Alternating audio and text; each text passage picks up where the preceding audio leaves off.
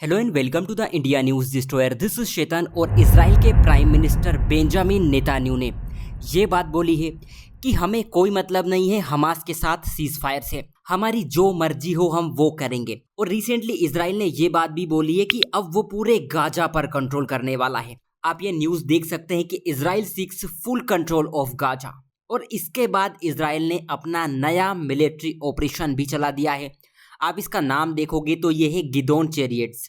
5 मई को इसे इजराइल की कैबिनेट ने अप्रूव किया था और इसके तहत उत्तरी गाजा और दक्षिणी गाजा को निशाना बनाया जा रहा है। पिछले 2 दिनों में 150 से ज्यादा फिलिस्तीनी लोग मारे गए।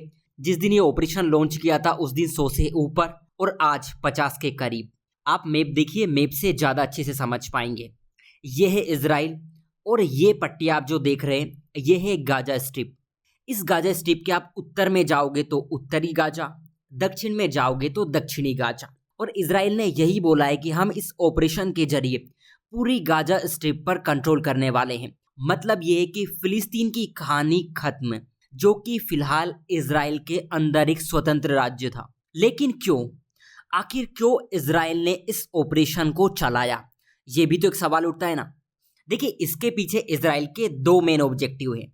पहला, हमास के पास जितने भी अभी इजरायली होस्टेजेस बचे हुए हैं उनको रिलीज करवाना, और दूसरा हमास को पूरी तरह से खत्म करना, ताकि 7 अक्टूबर 2023 वाले दिन इजराइल के ऊपर जो अटैक हुआ था वो अटैक इनके ऊपर दोबारा ना हो। आप सभी जानते होंगे कि 7 अक्टूबर 2023 की तारीख ऐसी थी जिस दिन हमास ने इजराइल के ऊपर बहुत सारे रॉकेट लॉन्च किए थे। अब जैसे इजराइल ने इस ऑपरेशन को अंजाम दिया, यूके, फ्रांस और कनाडा ने इजराइल को धमकी दे डाली कि अगर इजराइल ने इस ऑपरेशन को बंद नहीं किया तो इजराइल को इसका ठोस जवाब दिया जाएगा। लेकिन ठोस जवाब क्या होगा वो तो ये देश ही जाने। फिलहाल इजराइल ने इसका रिप्लाई अच्छे से दिया है। बेंजामिन नेतान्याहू ने ये बोला है कि अगर आप इजराइल के साथ ऐसा ट्रीट कर रहे हो, हमारे साथ ऐसा बिहेवियर कर रहे हो, ऐसा करके आप हमास को ही अवॉर्ड दे रहे हो। लेकिन इजराइल हार मानने वालों में से नहीं है। हम अपने लक्ष्य को प्राप्त करते ही रहेंगे, ये इजराइल के प्राइम मिनिस्टर ने बोला है।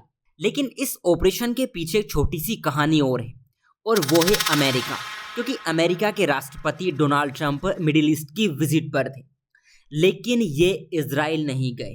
जबकि बेंजामिन नेतान्याहू ये सोच रहे थे कि ट्रंप शायद इजराइल आएंगे, हमास पर होस्टेजेस को छोड़ने का दबाव बनाएंगे। लेकिन ऐसा कुछ नहीं हुआ। ट्रंप साहब जिस गली से आए उसी गली से वापस निकल गए। इजराइल को बुरा तो लगना ही था कि आप दूर बैठे बैठे शांति की बात करते हो, युद्ध विराम की बात करते हो, लेकिन जमीनी हकीकत की बात आती है तो आप इजराइल आते ही नहीं हो। सो इस बात को, इस इशू को अंतर्राष्ट्रीय लेवल पर ऐसा देखा जा रहा है कि इजराइल और अमेरिका के रिश्तों में कुछ खटास जरूर आई है।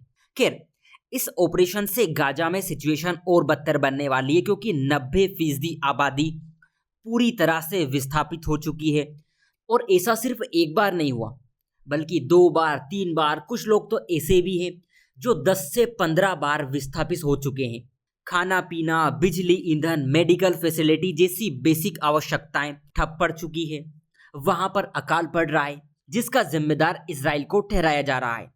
अब यहाँ पर इजराइल का ये कहना है कि गाजा में मानवीय सहायता आपूर्ति इसलिए सीमित है क्योंकि जो खाना पीना फिलिस्तीनियों को मिलना चाहिए उसे हमास चुरा कर ले जा रहा है। इसीलिए हमारा ये उद्देश्य है कि गाजा पट्टी से हमास को पूरी तरह भगाया जाए ताकि वहां पर लोगों की हेल्प हो सके। अब फिलिस्तीन के लोगों को हेल्प की कितनी जरूरत है आप इस बात से समझ सकते हैं कि यूनाइटेड नेशन ने रिसेंटली ये बात बोली है कि गाजा में हर दिन 500 ट्रक सहायता और कमर्शियल गुड की जरूरत है। इसी के साथ 1 लाख मीट्रिक टन भोजन की जरूरत है ताकि आने वाले 3 से 4 महीनों तक फिलिस्तीन के लोग खाना खा सके, नहीं तो ये लोग भूखे मर जाएंगे। अब देखना होगा कि इजराइल के इस ऑपरेशन से क्या हमास के ऊपर प्रेशर बढ़ेगा, क्या हमास इजराइल के होस्टेजेस को रिलीज करेगा, क्या इजराइल इस ऑपरेशन के जरिए हमास को खत्म कर पाएगा। अगर आप चैनल पर नए हैं तो सब्सक्राइब जरूर कर लेना। सो आज के लिए इतना ही। Take care and thank you.